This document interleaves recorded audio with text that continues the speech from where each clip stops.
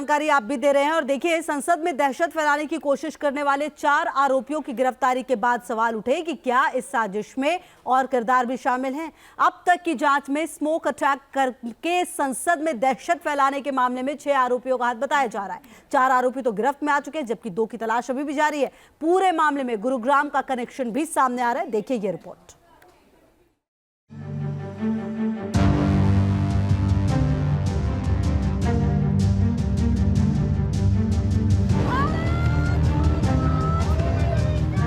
संसद की सुरक्षा में एक बार फिर सेंध लगी और इसके लिए आरोपियों ने संसद पर हमले की 22वीं बरसी का दिन चुना।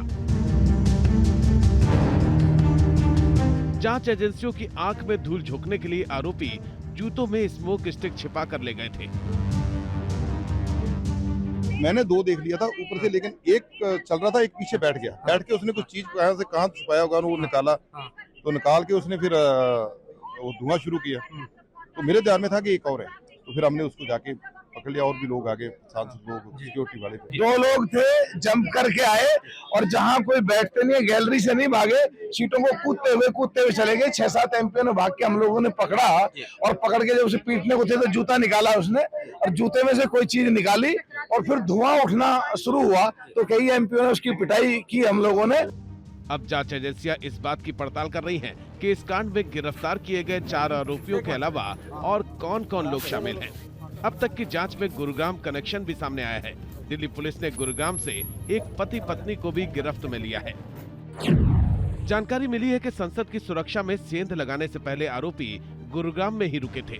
पुलिस ने गुरुग्राम से विक्की शर्मा और उसकी पत्नी को हिरासत में लिया है। विक्की का आपराधिक रिकॉर्ड भी सामने आया है। वो 80 से 90 के दशक में फौजी गैंग का सक्रिय सदस्य रहा है। पड़ोसियों ने भी विक्की के चाल चलन पर गंभीर सवाल उठाए हैं। 5 लोग रुके थे, इस बात की नॉलेज हाउसिंग बोर्ड कॉलोनी किसी को नहीं है, पड़ोसी को भी नहीं पता कि कोई यहाँ रुका हुआ था, क्योंकि इससे कोई मतलब नहीं रखता था। यहाँ पे हाउसिंग बोर्ड कॉलोनी में इससे किसी का कोई मतलब नहीं था। ये दारू पीता है, सुबह शाम तक दारू पीता है, घरवाली को मारता है, पड़ोसियों को गालियां देता है। पड़ोसी खुद इससे परेशान है।